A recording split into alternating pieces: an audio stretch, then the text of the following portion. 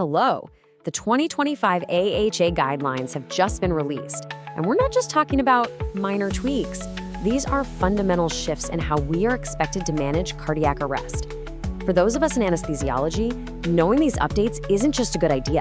It's the new standard of care that could absolutely define the outcome of your next code.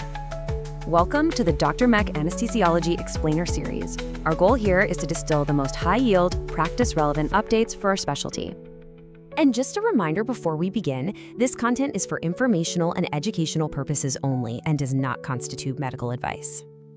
The information we'll be covering is taken from the new 2025 AHA guidelines for cardiopulmonary resuscitation and emergency cardiovascular care. Okay, so here's our roadmap for this explainer. We're going to start with a new ethical imperative, then get into the core updates for adult ALS and advanced pediatric life support. After that, we'll touch on special resuscitation circumstances and finish up with post-arrest care and prognostication. So let's start with what's really a foundational change. The 2025 guidelines are introducing a significant new emphasis, placing a detailed ethical framework right at the forefront. It's a clear move away from just memorizing algorithms and towards understanding the core principles that have to guide our toughest decisions. This statement right here, it's a powerful call to action. It signals a major shift, making health equity a core component of emergency care. The message is clear. Our responsibility now officially extends beyond the immediate clinical event itself. And the framework they're using for this is principlism. The guidelines now explicitly detail these four co-equal principles: beneficence, non-maleficence, autonomy, and justice. They're meant to be the pillars that help us balance and inform our clinical decision-making, especially in these high-stakes scenarios. All right, now let's get into the practical updates in adult advanced life support, the changes that are going to directly affect your workflow during a code.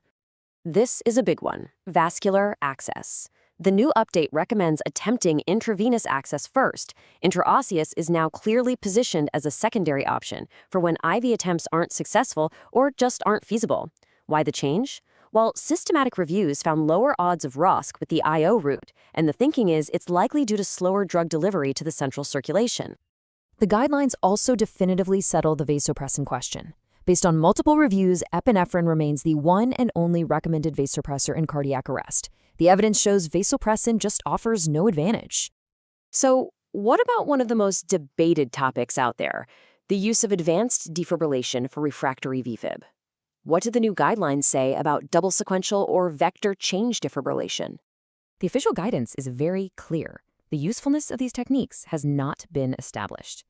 The bottom line is, the current evidence is just not strong enough to recommend for or against their use. This is an area that's definitely calling out for more research. You are watching the Dr. M Explainer series. Let's shift our focus now to advanced pediatric life support. There are some important new physiologic targets and medication timing updates here that we really need to be aware of. And this is a critical practice-changing update. For our pediatric patients who have invasive arterial monitoring in place, the guidelines are now recommending we target a diastolic blood pressure of at least 25 millimeters of mercury in infants and at least 30 in children. This is all about optimizing perfusion to improve neurologic outcomes. Two other key PALS updates to note. First, for non-shockable rhythms, give epinephrine as early as possible. And second, while end-tidal CO2 is of course valuable for monitoring CPR quality, there's no specific value that should be used by itself to terminate efforts. We know that survival has been documented even with very low readings. Okay, let's proceed to special resuscitation circumstances. These are those complex, high-acuity scenarios where we as anesthesia providers are uniquely positioned to manage the response. For the pregnant patient in cardiac arrest, there's a renewed and very strong emphasis on urgency. The goal is to complete a resuscitative delivery within 5 minutes of recognizing the arrest. And remember, the primary reason for this is not fetal viability, but to improve maternal outcomes by relieving that aortocaval compression.